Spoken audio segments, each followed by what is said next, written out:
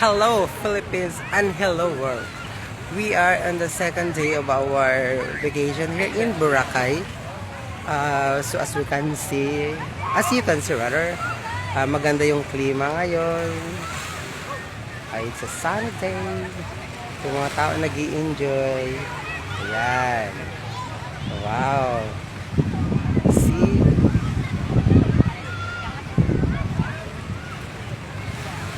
Oh, di ba maganda? Yan.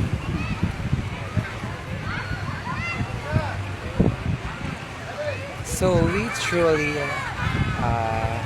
believe na maganda talaga yung isla na ito na dinadayo pa naman ng mga dayuhan. So, tayo, we Filipino, sadyain din natin. Tingnan, experience yung mga ano dito yung mga adventure like island tour hopping, parasailing, etc. Ang daming mga sports activities on water. Ayan, gagawa ng sand castle.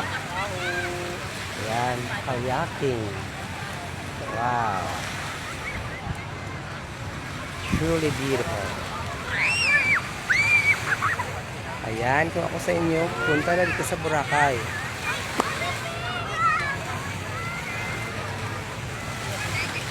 See? Ayan. Maganda naman.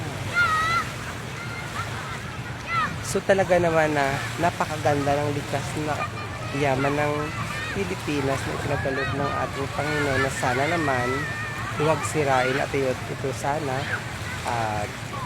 pangalagaan kasi para hindi lang sa ngayong henerasyon, hindi sa susunod pa na ma-experience naman ang ganitong kagandahan. So for now, bye! Kasi mag-activity kami. Bye!